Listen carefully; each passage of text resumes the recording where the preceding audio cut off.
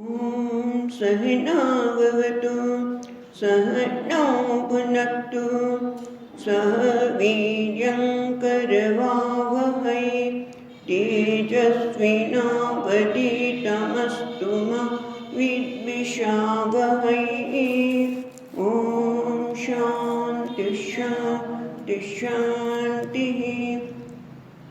श्रुतिस्मृतिपुराणानाम् आलयं करुणालयं नमामि भगवत्पादं शङ्करं लोकशङ्करं शङ्करं शङ्कराचार्यं केशवं बादरायणं सूत्रभाष्यकृतौ वन्दे भगवन्तौ पुनः पुनः।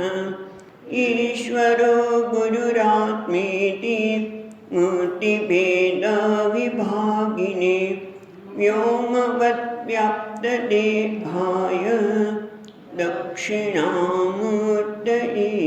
नमः। अज्ञानान्तर्गहनपतितान् आत्मविद्योपदेशैः त्रातुं लोकान् भवदसिका तापपापच्यमानान् मुक्त्वा मौनं वटविटपिनो मूलतो निष्पतन्ति। शम्भोर्मूर्तिश्चरति भुवने शङ्कराचार्यरूपम्। આ શ્લોક આપણે લખી લઈશું. હવે આપણે જોઈ રહ્યા હતા એ પ્રમાણે શંકરાચાર્ય મહારાજ કાશી નગરીમાં જઈ રહ્યા છે. સામેથી ઝાડુ વાળતા ચંડાલ એમને મળે છે અને કહે છે ગચ્છ ગચ્છ. એ તો એમ કહે છે તું દૂર જા દૂર જા. પણ મહત્વની વસ્તુ એ છે કે બીજા મારા માટે શું માને છે એ મહત્વનું નથી. હું મારા માટે શું માનું છું, મારા વિશેની સમજણ શું છે એ મહત્વનું છે. જેમ કે કર્મણ્યભિ પ્રવૃત્તોપી નૈવ કિંચિત કરોમિતિ, આ મને સ્પષ્ટ હોય તો મને મારો વ્યવહારમાં એ સ્પષ્ટતા જોઈ શકાય. એ જ રીતે ચંડાલને જોઈને આચાર્ય કહે છે ગચ્છ ગચ્છ. પણ એમની દ્રષ્ટિમાં પોતાના વિશેની જે સમજણ છે એ પ્રગટ થાય છે. એમને તો કીધું ગચ્છ ગચ્છ, પણ તરત જ એ પૂછે છે કે તમે કોને જવાનું કહે છો. કારણ કે એક સરસ શ્લોક મને જોવા મળ્યો, અહીંયા ટીકાકારનો છે, આપણો નથી, પણ કહે છે પરસ્વભાવ કર્માણી ન પ્રશંસે ન ગર્હેત વિશ્વમેકાત્મ પશ્યન પ્રકૃત્યા પુરુષેણ. બહુ સુંદર વાત છે કે પરસ્વભાવ કર્માણી ન પ્રશંસે ન ગર્હેત. બીજાનો સ્વભાવ કે બીજાના કોઈ કર્મો, કોઈના કર્મો હોય કે કોઈનો સ્વભાવ હોય એની ક્યારે પ્રશંસા પણ ન કરવી કે એની નિંદા પણ ન કરવી. ન ગર્હેત, એની નિંદા પણ ન કરવી. કેમ? વિશ્વમ એકાત્મ પશ્યત. આ વિશ્વની અંદર તું જોતો શું છે? પ્રકૃતિ પુરુષાત્મકમ. આ જગતમાં બધી વસ્તુ પ્રકૃતિ અને પુરુષનું બનેલું છે. જેમ ભગવદ્ ગીતામાં ભગવાન કહે છે ક્ષેત્રજ્ઞયો સંયોગાત. ક્ષેત્ર અને ક્ષેત્રના સંયોગથી પુરુષ અને પ્રકૃતિના સંયોગથી બનેલું છે. આ જગત જ્યાં જુઓ ત્યાં પ્રકૃતિ અને પુરુષનો સંયોગ દેખાય. જેમ આપણે જોઈએ છે કે વીજળી છે, એ વીજળી એક નાના બલ્બમાં પ્રકાશે છે, બીજા મોટા બલ્બમાં પ્રકાશે છે. બંનેમાં પ્રકાશ તો વીજળીનો જ છે, પણ એકમાં ઓછો પ્રકાશ છે, એકમાં વધારે છે. તો બલ્બને નિંદા કરવી પડે? જે ઓછો પ્રકાશ છે અને વધારે પ્રકાશ એટલે બલ્બ સારો છે અને બીજો ખરાબ છે. કોઈની પ્રશંસા કે નિંદા ન કરવી જોઈએ. એ જ રીતે અહીંયા કહે છે કે આ જગતની અંદર પુરુષ અને પ્રકૃતિનું બનેલું છે આ જગત. જેમ કે આપણા શરીર, આ મન અને ઇન્દ્રિયો શેના બનેલા છે? કે પ્રકૃતિના, પંચમહાભૂતના. બધામાં સમાન છે. બધાનું શરીર પંચમહાભૂતનું બનેલું છે, પ્રકૃતિનું બનેલું છે અને એની અંદર ચેતન તત્વ છે, જેના લીધે આ ચેતનતા પ્રાપ્ત કરે છે. તો તમે કોની પ્રશંસા કરશો, કોની નિંદા કરશો? બીજી દ્રષ્ટિ જોઈએ, એક જાદુગર છે. એ જાદુગર પાસે એક નાનકડી લાકડી છે અને એ લાકડીમાંથી આપણને સોનાનું એક લાકડી બતાવે છે અને થોડીક વાર પછી એમાંથી લોખંડની લાકડી બતાવે છે. તો કોની પ્રશંસા? સોનાની પ્રશંસા, એની મહત્તા ગાઈશું કે આ લોખંડની? કારણ કે બંને મિથ્યા છે તો લાકડું જ એક. એટલે જે મિથ્યા હોય તો પણ એમાં કોઈ ચઢિયાતું નથી, કોઈ ઉતરતું નથી. એટલે એ રીતે જોવા જઈએ તો પણ કોઈની પ્રશંસા કે નિંદા ન કરવી જોઈએ, તિરસ્કાર ન કરવો જોઈએ. પણ અહીંયા તો શું કહે છે? જે ચંડાલના રૂપમાં આવેલું તેમ તો ભગવાન છે, આપણે જોયું, હમણાં જોઈશું આગળ. પણ એમણે કહ્યું ત્યારે એણે કહ્યું તમે કોને જવાનું કહો છો? ચૈતન્યને કહો છો કે આ અન્નમય રસને બનેલા શરીરને કહો છો? શરીર તો બધાના સમાન છે અને ચૈતન્ય તો એકો દેવ સર્વભૂતેષુ ગૂઢ સર્વ વ્યાપી સર્વભૂતાંતરાત્મા. આ ચૈતન્ય તો એક જ છે, સર્વવ્યાપી છે, સર્વની અંદર એ જ પ્રગતિ રહ્યો છે. તમે કોને જવાનું કહો છો? હવે જો વિચારો, આવું આપણે ઘણીવાર કરીએ છીએ. વિચારો, આપણે એવું ઘણીવાર થાય છે. એમણે શું કીધું? ગચ્છ ગચ્છ, તું ભાઈ દૂર જા. તો જે કહે છે એ વ્યવહારિક સ્તરે કહે છે. એક વ્યવહારિક સ્તરની સમસ્યા છે, એક પારમાર્થિક છે. પણ ઓલી વ્યક્તિ વ્યવહારિકતાથી કહે છે ત્યારે તમે પારમાર્થિક જવાબ આપો તો શું થાય? એ તો વ્યવહારિક સ્તર પર કહે છે કે તમે જાઓ. એમાં ખોટું શું છે ભાઈ? એક વ્યવસ્થા છે, વર્ણ વ્યવસ્થા છે, ભગવાને બનાવેલી છે. ચાતુર્વર્ણ મયા પ્રોક્તા, ભગવાન કે ચાતુર્વર્ણની વ્યવસ્થા મેં કરી છે. એના વર્ણ પ્રમાણે કર્મની વ્યવસ્થા કરી છે કે જેથી એનું કાર્ય સરળ થાય. કોઈ ચડિયાતું પણ નથી, કોઈ ઉતરતું પણ નથી, પણ એક વ્યવસ્થા છે. અને વ્યવસ્થા પ્રમાણે આપણે કીધું કૌશલ, એક પવિત્રતા રાખવા માટે આપણે એમ કહીએ કે હમણાં તું મને અડીશ નહીં, એવું તો માય કહે છે ઘણી વખત. પણ એથી કંઈ તમે એવું કોને તમે જવાબ આપો બીજો? એ તો એ ખાલી વ્યવહારિક દ્રષ્ટિએ કહે છે કે ગચ્છ ગચ્છ, હા, અને જવાબ આપે છે પારમાર્થિક દ્રષ્ટિએ. આ કેવું છે? લગ્ન મારા લગ્ન થતા લગ્નમાં શું પડ્યું છે? લગ્ન જેવી કોઈ વસ્તુ જ નથી. આ તો બધું મિથ્યા છે. કોઈ વ્યક્તિની કોરોનાને લીધે નોકરી ગઈ, વિચાર ડિપ્રેશનમાં સરી પડ્યો, અને કંઈ ખબર જ નથી પડતી.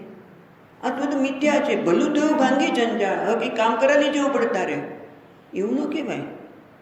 એ પારમાર્થિક દ્રષ્ટિને વ્યવહારિક દ્રષ્ટિને મિક્સ ન કરાય. એવું કરીએ તો જાણીએ કે આપણે પેલી વ્યક્તિને શું કરીએ છીએ? કોઈને ભૂખ તરસ લાગી છે અને કહે છે તો ય આત્મા અપહત પાપમાં. કોઈ કે મને બહુ ભૂખ લાગી છે, મને તરસ લાગી છે, તો કે આત્મા તો ભૂખ અને તરસથી રહી જ છે, તને ક્યાં ભૂખ લાગી છે? એવું કહેવાય નહીં, બરાબર? એમ અહીંયા પણ એ શું છે, આપણે કોઈને આમ એને ઉતારી પાડીએ. જવાબ આપણો આવો જવાબ હોય તો વ્યક્તિની ઉતારી પાડતા એવું લાગે, પણ શંકરાચાર્યને એવું લાગતું નથી. એ તરત જ સમજી જાય છે કે આ તો પારમાર્થિક દ્રષ્ટિમાં સ્થિત થયેલી વ્યક્તિ છે. અને એટલા માટે શંકરાચાર્ય પણ કેવા છે, જો એ સરસ, એના માટે એક સરસ વાક્ય લીધું છે. હા, આચાર્ય શંકરાચાર્ય એમને જોઈને કે આ કોઈ સામાન્ય વ્યક્તિ નથી, આ તો પૂર્ણ પરમાત્મા જ, કાશી વિશ્વનાથ જ આ રૂપે પ્રગટ થઈને મને આ રીતે જવાબ આપી રહ્યા છે. અને એથી એમને એવું નથી લાગતું. પણ અહીંયા કહે છે કે શંકરાચાર્ય પણ કેવા છે કે જેમણે શાસ્ત્રનું અધ્યયન કરેલું છે, નિરંતર નિરઅતિશય નિજાનંદ આત્મા અનુસંધાન થયા. એ હંમેશા ભલે એ ગચ્છ ગચ્છ કહી રહ્યા છે ત્યારે પણ એ કેવા છે, પોતાના નિજ સ્વરૂપમાં આનંદમાં હંમેશા એનું અનુસંધાન કરવાને લીધે ગલિત અભિમાનવંત, એમનામાં કોઈ પ્રકારનું અભિમાન જ નથી. કોનામાં? શંકરાચાર્ય મહારાજના. એટલે આ બે પ્રસંગ કેટલા અંશે, ઘણા લોકો એવું કહે છે કે આ બન્યાનુતા આ 5 શ્લોક છે. એટલે આવું પણ કહેનારા છે કે એમનામાં એક વસ્તુ ચોક્કસ છે કે જે આત્મામાં જે નિરઅતિશય નિજા વિગલિત નિરંતર હંમેશા પોતાના નિજ આત્મસંધાન સ્વરૂપનું અનુસંધાન કરવાના કારણે જેનામાં કોઈ અભિમાન રહ્યું નથી, એવા શંકરાચાર્ય મહારાજ પોતે પોતાના સ્વ અનુભૂતિ પોતાનો જે અનુભવ છે એ આ 5 શ્લોકમાં પ્રગટ કરે છે. અને આપણે જોઈએ પહેલો શ્લોક વાંચીશું ફરી એકવાર. આપણે થોડુંક જ જોયું છે અનુસંધાન. જાગ્રત સ્વપ્ન સુસુપ્તિષુ સ્ફુટતરા, જાગ્રત સ્વપ્ન સુસુપ્તિષુ સ્ફુટતરા, યા સંવિદૃજ્જુમ્બતે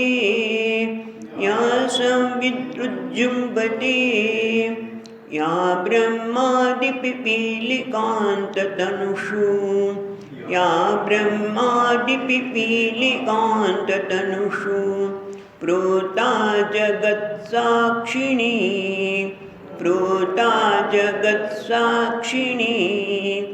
સૈવાહમ ન ચ દૃશ્યવસ્તિતિ,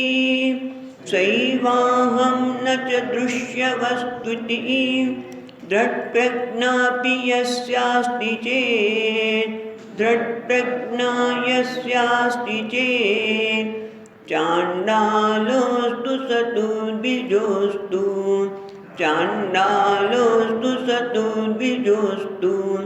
ગુરુરિત્યેષામ નિશામમ.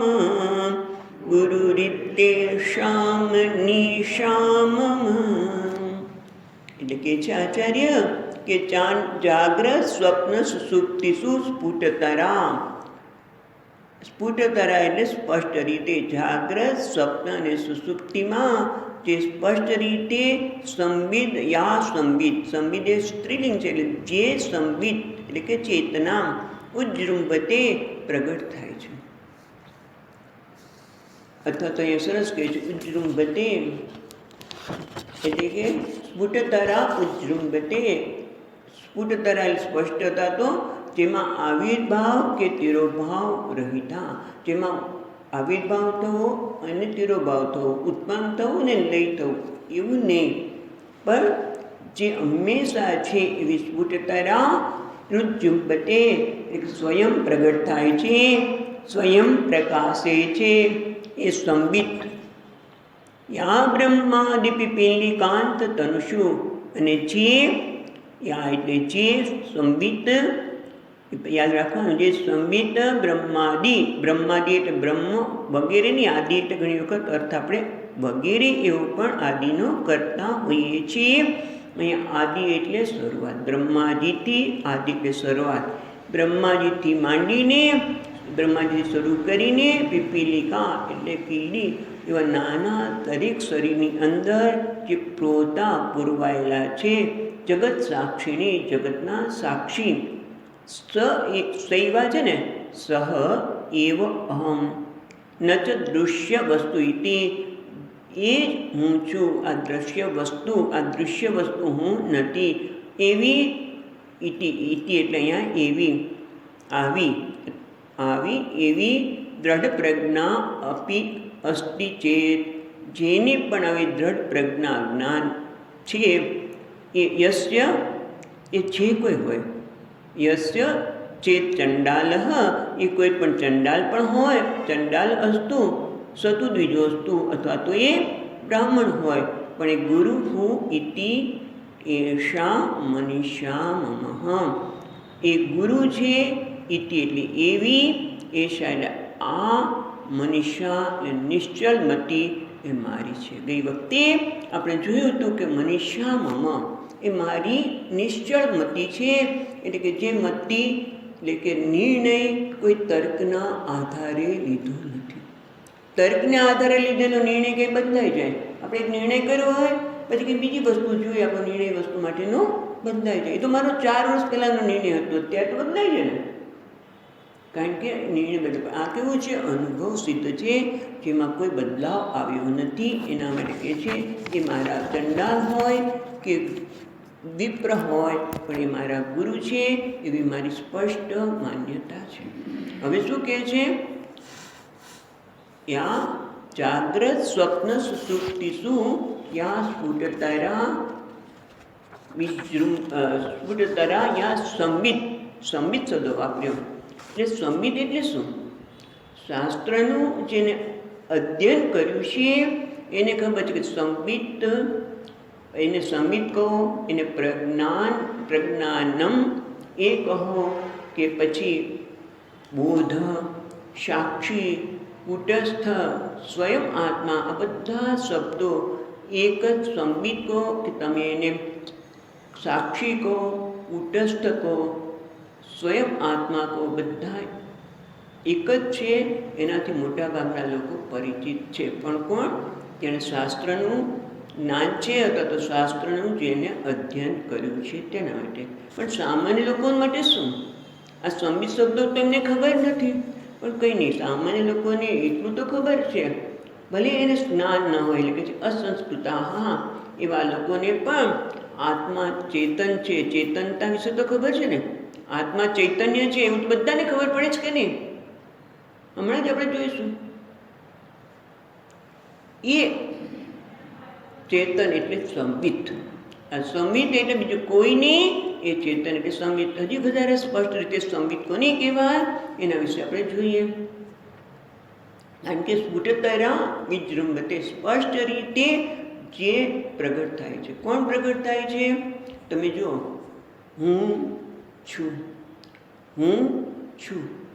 જે હું છું જે કહે છે એ હુંને પ્રગટ થવા માટે, હુંને જાણવા માટે કોઈનો આધારની જરૂર છે.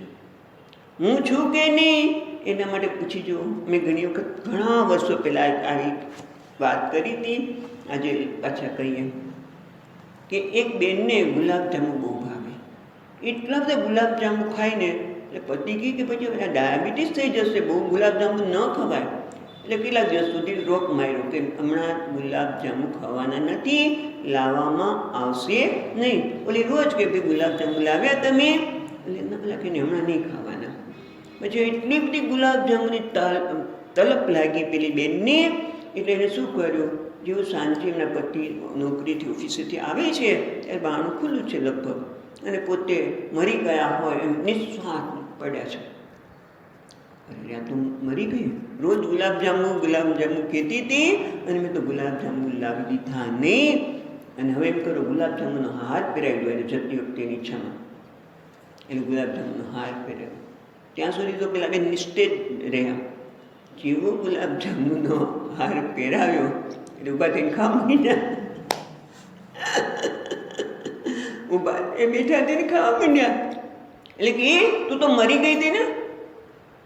તો કે હું તો છું. હું છું કે નહીં એના માટે કોઈને કહેવાની જરૂર છે? એના પતિને કે કોઈને કહેવાની જરૂર નથી. હું છું. હું જીવિત છું કે નહીં એ વસ્તુ જુદી છે. પણ ઉઠીને ગુલાબજાંબુ ખાવા લાગે. એટલે હું છું એવું કહેવાની કોઈને આવશ્યકતા નથી. ગમે તેટલું પતિદેવનું માનતા હોય, પણ એમ તું નથી તો એ માનવાની જરૂર જ નથી. કારણ કે હું છું સ્પષ્ટતરા મારા હોવા માટે, હુંને હોવા માટે કોઈની આવશ્યકતા નથી. આ ટેબલ છે કે નહીં એ ટેબલ ન કહી શકે. ટેબલ એમ ન કે હું ટેબલ છું, બરાબર? હું છું એમ કહી શકું, પણ ટેબલ હોવા માટે મારી આંખ જ્યારે એ ટેબલનો આંખ અને એટલે ઇન્દ્રિયો અને ચેતનતા એ બંને જ્યારે સંપર્ક કરે ત્યારે આ ટેબલ છે એવું ભાન થાય ને માં? આ ટેબલ છે, આ માઇક છે, આ પુસ્તક છે. એ ક્યારે ખબર પડે? કારણ કે એ પોતાની જાતે તો પ્રગટ નથી થતા સ્પષ્ટ તરફ, પણ કોને? કોઈ વ્યક્તિને પ્રકાશિત કરે. એટલે કે હું ઇન્દ્રિય દ્વારા એને પ્રકાશિત કરું ત્યારે કહેવાય કે આ ટેબલ છે કે માઇક્રોફોન છે, આ છે. વિચાર ઘણી વખત કે હું વિચારું છું માટે હું છું એવું નથી. કારણ કે એક સાયકોલોજિસ્ટ, હું નામ ભૂલાઈ ગયું એનું, એ કહે છે હું વિચારું છું માટે હું છું. એવું નથી. હું છું માટે વિચારું છું. વિચારું છું માટે હું છું એવું નથી. હું છું એ કોઈના ઉપર આધાર રાખવાની જરૂર નથી. કહેવાય છે સ્ફુટતરા વિજૃંભતે, હું છું. બરાબર ને? આ કેવું છે? આ સંવિત એને કહેવાય છે. હું એટલે કે સંવિત, હું એટલે કે ચેતન. ચેન હોવા માટે કોઈના પર આધાર રાખવો પડતો નથી. રાઈટ? બીજી વસ્તુને માટે આધાર રાખવો પડે. ટેબલ છે કે નહીં એના માટે મારા ઉપર એને આધાર રાખવો પડે.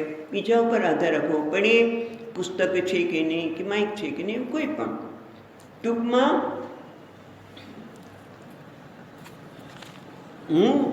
હું છું એ કેવું છે? કોઈના પર આધાર રાખવો પડતો નથી. હવે અહીંયા કહે છે જાગ્રત સ્વપ્ન સુષુપ્તિષુ સ્ફુટતરા.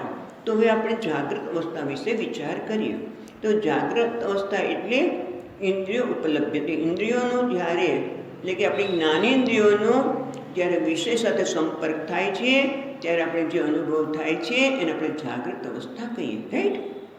જાગૃત અવસ્થા એટલે કે જ્ઞાનેન્દ્રિયો આપણી કેટલી? 5 જ્ઞાનેન્દ્રિયો છે. બરાબર? કાન, ત્વચા, આંખ, જીભ અને નાક. અને એક જ્ઞાનેન્દ્રિયને અનુરૂપ વિષય કયો છે? તો કે આપણે પહેલાં કયો? કાન. તો કાનનો પહેલો શું છે? શબ્દ. વિષય શું છે? શબ્દ. ત્વચાનો સ્પર્શ, આંખનો રૂપ, જીભનો રસ અને નાકનો ગંધ. એટલે કે આ બધા જ વિષયનું જાગૃત અવસ્થામાં ઇન્દ્રિયો દ્વારા આપણને વિષયનું જ્ઞાન થાય. પણ એ વિષયો કોણે બનાવ્યા છે? ઈશ્વરે બનાવેલા છે. આ જગતનું નિર્માણ કોણે કર્યું છે? જગતે, ઈશ્વરે. અને આપણી ઇન્દ્રિયો, એ ઇન્દ્રિયોને ગમતા વિષયો અથવા તો ઇન્દ્રિયોનો જે સ્વભાવ છે, જ્ઞાનેન્દ્રિયમાં આંખ છે એ રૂપને જોઈ શકે, કાન છે એ શબ્દને સાંભળી શકે, પણ એ બધાનું જ્ઞાન કોણ થાય છે? ઈશ્વરે રચેલા જગતનું. જેમ કે જરાક આગળ વિચારીએ છીએ. પહેલાં આપણે કીધું હું છું. હવે આગળ જઈએ તો હું આ ઘડાને જોઉં છું. હું આ ઘડાને જોઉં છું. આ ઘડો નવો આવ્યો તો કે ના, કાલે હતો એ જ ઘડો, હું અત્યારે આને જોઉં છું. આ ઘડાને જોઉં છું. આ પુસ્તકને જોઉં છું. હા, અત્યારે અવાજ નથી આવતો. તો ઘણી વખત શું થાય? કૂતરાનો અવાજ આવે છે બહાર. કૂતરા અવાજ કરતા હોય ઘણી વખત, અથવા તો મોટરનો અવાજ આવે છે. એટલે મને કૂતરાના અવાજનું જ્ઞાન છે. આ ઘડાનું જ્ઞાન છે. જોવું છું એટલે આ ઘોડો જોવું છું એટલે શું? મને ઘડાનું જ્ઞાન છે. આ ઘોડો કાલે હતો એ જ આ છે. એટલે ઘડાને હું જાણું છું, કૂતરાને હું જાણું છું. તમે જુઓ, આપણે સાથે રહીશું તો એટલું સરળ છે, એટલું સરળ છે. આપણે શું કીધું કે પહેલાં તો એમ કીધું હું છું, એને કોઈના પર આધાર રાખવો પડતો નથી. જગતના પદાર્થોને આ ઇન્દ્રિય અને ચેતન પર આધાર રાખવો પડે છે. એક વસ્તુ આપણે નક્કી કરી. બરાબર? હવે આપણે વિચાર કરીએ છીએ કે આ જગતના પદાર્થોનું મને જ્ઞાન થાય છે. હું આ ઘડાને જાણું છું, હું આ ટેબલને જાણું છું, આ ઘડો કાલ હતો એ જ જે છે એ હું જાણું છું. બહાર આવતા કૂતરાના અવાજને જાણું છું. હમણાં જ અવાજ આવ્યો છે, આપણે કહેતા ભ્યાસ કોઈ વ્હીકલનો અવાજ નથી, પણ હમણાં સ્કૂટર ગયું, સ્કૂટરના અવાજને જાણું છું. આ બધામાં જે જાણું છું એ શું છે? સામાન્ય છે. એવું લાગે છે મને જ્ઞાન છે. શેનું જ્ઞાન છે? ઘડાનું જ્ઞાન છે, ટેબલનું જ્ઞાન છે, કૂતરાનો અવાજ થાય છે એનું મને જ્ઞાન છે, હમણાં સ્કૂટરનો અવાજ ગયો એનું જ્ઞાન છે. પણ આ બધામાં કંઈક સામાન્ય છે. શું છે? જાણું છું. હું જાણું છું. ફરી એકવાર, હું જાણું છું. ઘડાને જાણું છું, ટેબલને જાણું છું, કૂતરાના અવાજને જાણું છું, સ્કૂટરના અવાજને જાણું છું. એટલે જાણું છું એટલે કે મને જ્ઞાન છે. એ બધામાં સામાન્ય શું છે? જ્ઞાન. હું જાણું છું. આ ટેબલ બદલાય, વિષય બદલાય, ટેબલને બદલે ઘડો આવે, ઘડાને જાણું છું, કૂતરાના અવાજને જાણું છું, ઓલા સ્કૂટરના અવાજને જાણું છું. એટલે એ વિષય બદલાય છે, પણ એમાં જાણું છું એ શું છે? સામાન્ય. રાઈટ? જાણું છું એ બધામાં સામાન્ય છે ને, એમાં એ સામાન્ય જે જ્ઞાન છે, આ સામાન્ય જાણું છું એ સામાન્ય છે અથવા તેનું સામાન્ય જ્ઞાન, એનો શું આકાર છે? એક સામાન્ય જે જ્ઞાન છે, હું જાણું છું, એનો કોઈ આકાર ખરો? ના, આકાર નથી. એટલા માટે જ બધાને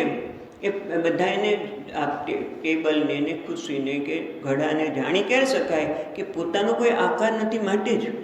જેમ શું આપણે પ્રકાશ હોય એનો કોઈ આકાર નથી માટે જ જુદા જુદા રંગને પ્રકાશી શકે. પોતાનો એક આકાર હોય તો તમે વિચાર કરો તો એ બીજા રંગને પ્રકાશી શકે નહીં. એટલે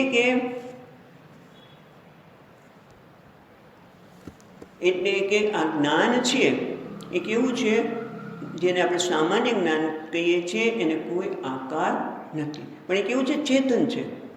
એ ચેતન તો છે જ, તો જાણી શકે ને. જાણવાની ક્રિયામાં ચેતનતા હોવી જ જોઈએ, પણ એને કોઈ આકાર કે કોઈ વિશેષતા નથી. એટલે નિર્વિશેષ નિરાકાર જ્ઞાન કેવું છે? નિર્વિશેષ નિરાકાર. હવે જરાક આગળ જઈએ. આપણે જ્યારે વ્યવહાર કરતા હોય જાગૃત અવસ્થામાં અને અમુક વસ્તુને જોઈને મને બહુ સુખ થયું, એટલે કે હું સુખી છું. અમુકનો વ્યવહાર થઈને જોઈને મને હું દુઃખી છું, એટલે હું સુખી છું, હું દુઃખી છું. એવું કઈ રીતે કહો છો? હું જાણું છું ને ભાઈ, હું સુખી છું એ હું જાણું છું, હું દુઃખી છું એ જાણું છું, હું આનંદમાં છું એ જાણું છું. એટલે હું જાણું છું. એમાં જાણું છું એ તો જ્ઞાન થયું ને. જાણું છું સામાન્ય છે, અને બીજું શું સામાન્ય છે? હું જાણું, હું સુખી છું, હું દુઃખી છું, એ બધું હું જાણું. પણ હું કેવો છું? એક જ. બરાબર. પછી આપણે એમ કહીએ કે હું પિતા છું. વ્યવહાર કરતે જાગ્રત અવસ્થામાં વ્યવહાર કરતા હોય ત્યારે કહે છે હું સુખી છું, દુઃખી છું, એ તો બરાબર. પણ હું કેવો છું? પિતા છું, હું પુત્ર છું, હું ગુરુ છું, હું શિષ્ય છું. તો તમે શું છો ભાઈ? તમે એક ઘરમાં કહો છો પિતા છો, પણ પિતા ક્યારે છો? કે જ્યારે મારો પુત્ર આવે ત્યારે હું પિતા છું. હું ગુરુ ક્યારે છું? શિષ્યની સાથે. નહીં તો પછી જગતગુરુ બની જાઓ. આપણે વાત કરીએ કે સ્વામીજી કહે કે ના, તમે આર્ય જગતગુરુ. દયાનંદજી મહારાજને કોઈ કે જ્યારે કે આર્ય જગતગુરુ, તો કે ના, શિષ્ય હોય ત્યારે હું ગુરુ છું. એટલે અને શિષ્ય ગુરુ ક્યારે થશે? ભાઈ તો શિષ્ય પાછા એના ગુરુ પાસે પોતે શિષ્ય બની જાય. એટલે ટૂંકમાં બધા જે હું પિતા છું, હું સુખી છું, દુઃખી છું, આ બધામાં આપણે શું છે કે બધા ખરેખર તો વ્યસ્ત છે. કારણ કે હું કોઈકની સાપેક્ષમાં છું ને. હું એમ કહું કે હું પિતા છું, હું માતા છું, હું પુત્રી છું, તો એ બધું કોને કોઈકની સાપેક્ષમાં હું છું. એનો અર્થ એવો થયો કે આ બધા જ હું પર આધારિત છે. આ બધા મારા વેશ છે. બરાબર. એટલે હું આ બધા જ જે વેશ છે, આકારથી હું સ્વતંત્ર છું. હું બધા જ વિશેષ વેશથી રહિત છું. આ બધા વેશ મારા પર આશ્રિત છે. ટેબલ મારા પર આશ્રિત. જેમ કહીને હું હવે તો બે વસ્તુ આપણે ભેગી કરી.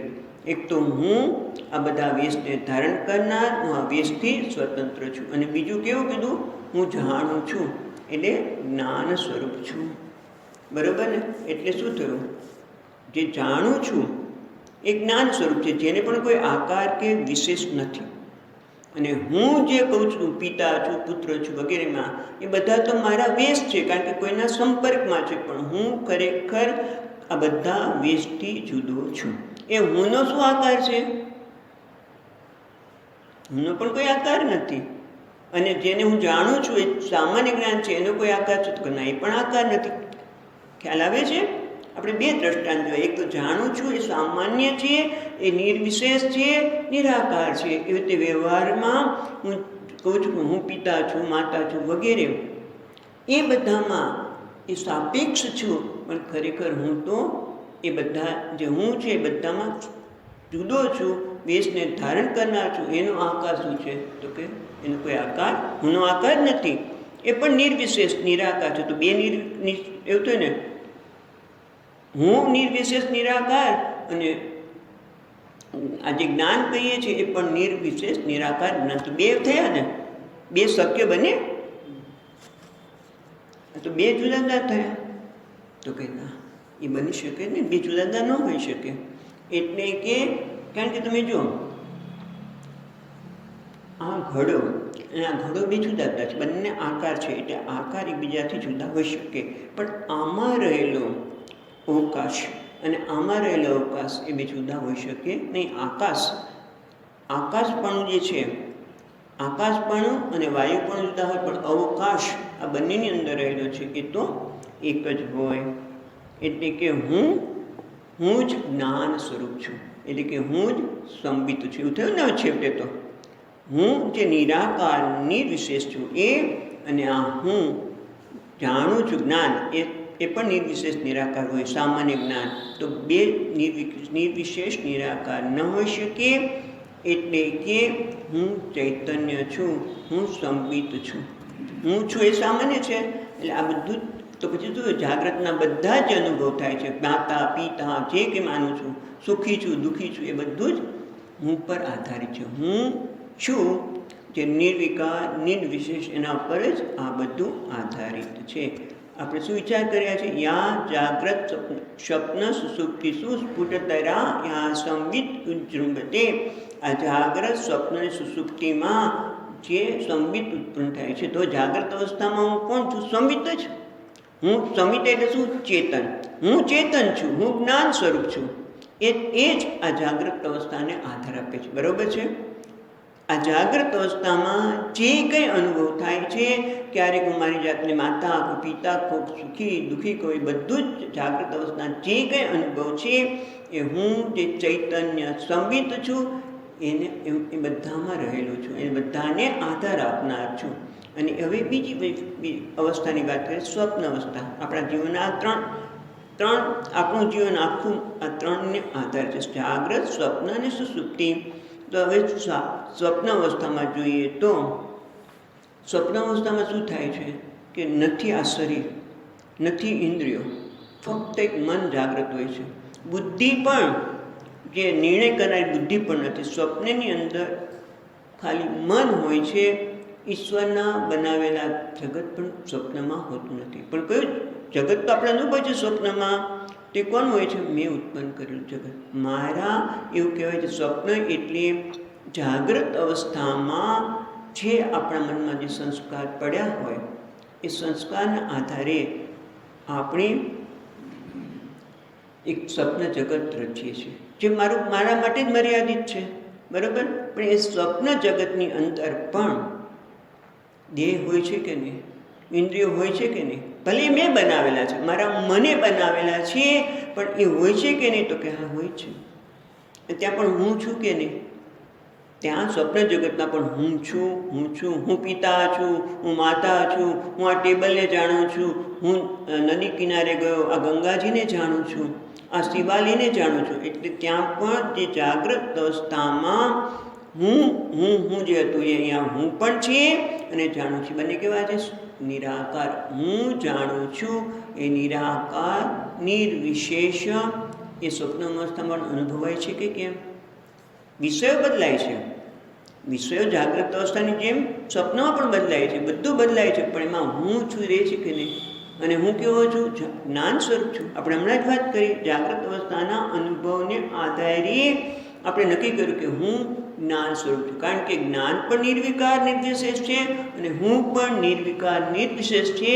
બંને નિર્વિશેષ બે હોઈ ન શકે, માટે હું જ જ્ઞાન સ્વરૂપ છું. એટલે એ જ વસ્તુ સ્વપ્નમાં પણ લાગુ પડે છે કે સ્વપ્નમાં પણ ભલે ઈશ્વરનું સર્જન, જાગ્રત ઈશ્વરનું સર્જન છે, સ્વપ્ન ભલે એક વ્યક્તિનું સર્જન છે, પણ એમાં પણ એ જ પ્રકારનો અનુભવ થાય છે જે જાગ્રતમાં થાય છે. રાઈટ? તો એટલે હું ત્યાં પણ હું છું, હું જાણું છું. એક શું છે? હું જ્ઞાન સ્વરૂપ છું, એ પણ ત્યાં રહે છે. આ ચર્ચા કેમ થાય છે?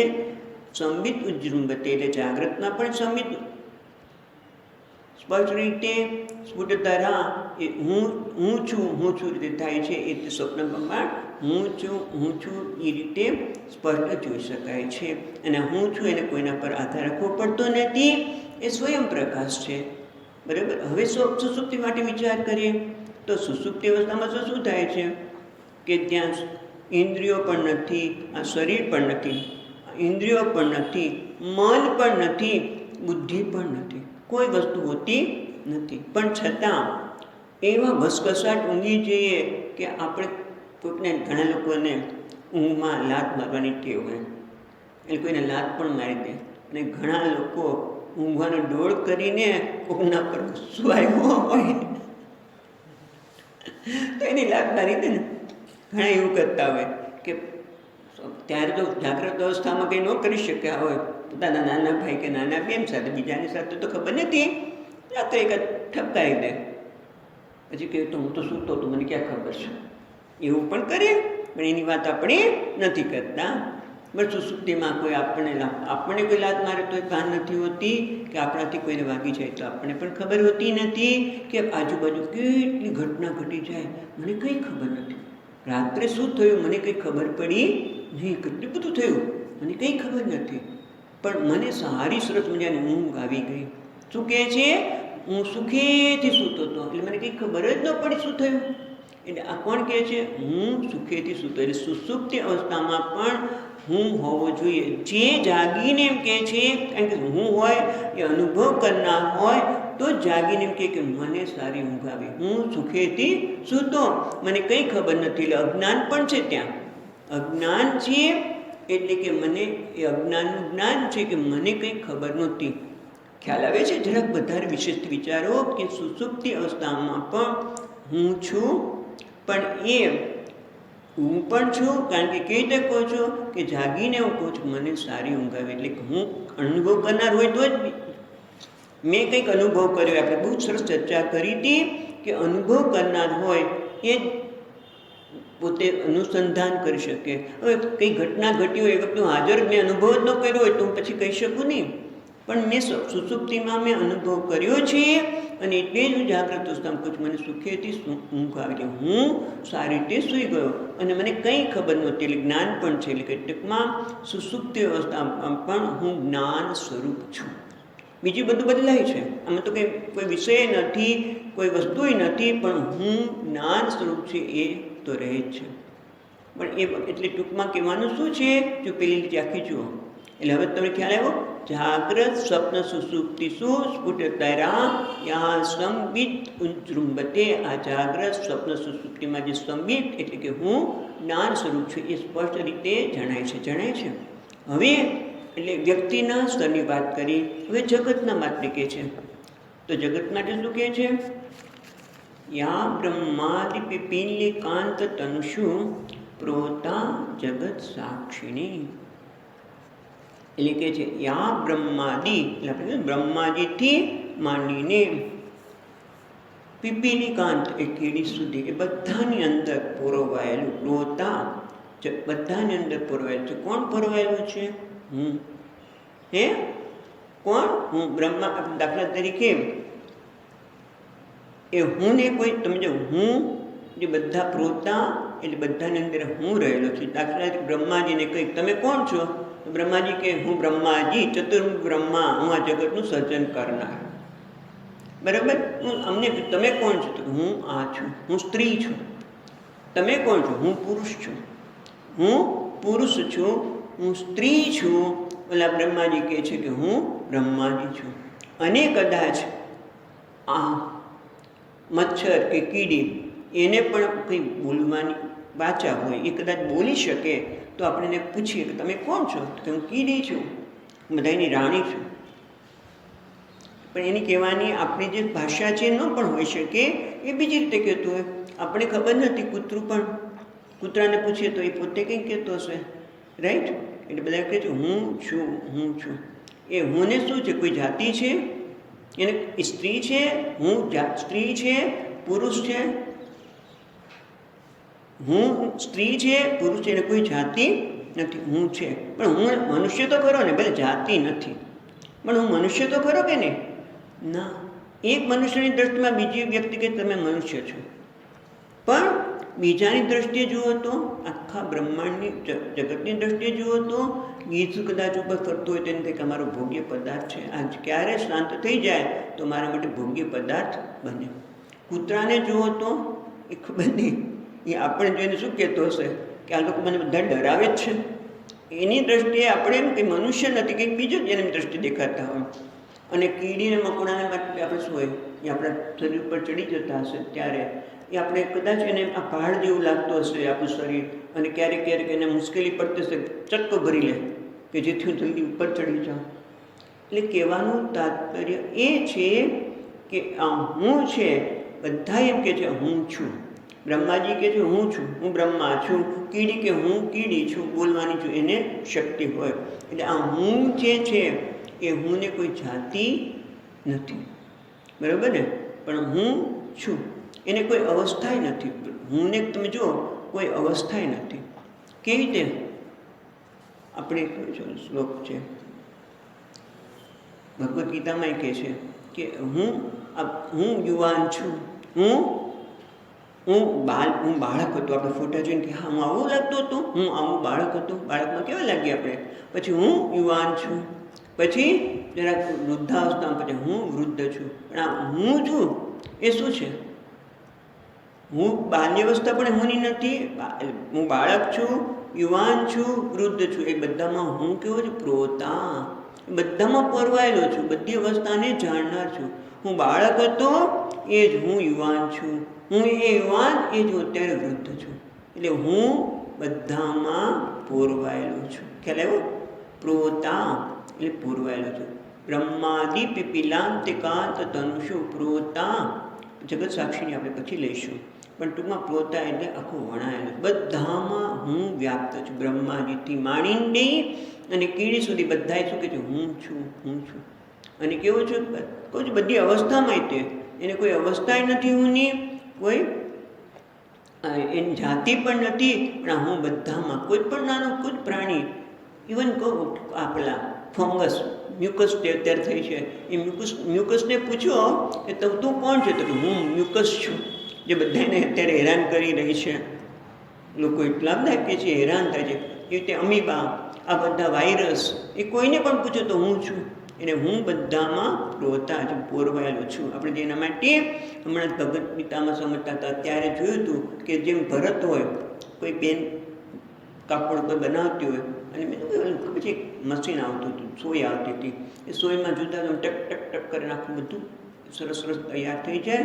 અને પછી દોરો પણ કલરિંગ હોય, ઘડીકમાં લાલ આવે, ઘડીકમાં લીલો આવે, પીળો આવે, અને એનાથી આખું બધું જ સરસ મજાનું પહાડ, નદી, સૂર્ય ઉગતો હોય, કોઈ પાણી ભરવા માટે બેન જતી હોય, એ બધું ચિત્ર આખું એ પોતે એક કપડામાં બનાવી દે છે.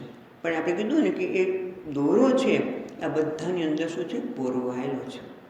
તમે દોરો લઈ લો તો ઓલું બધું ચિત્ર, કારણ કે કીધું ને કે ઘણી વખત નાનો ભાઈ આવીને જરાક દોરો ખેંચી જાય તો ઓલી બેને બનાવેલું બધું ભરત કરતું જતું રહે.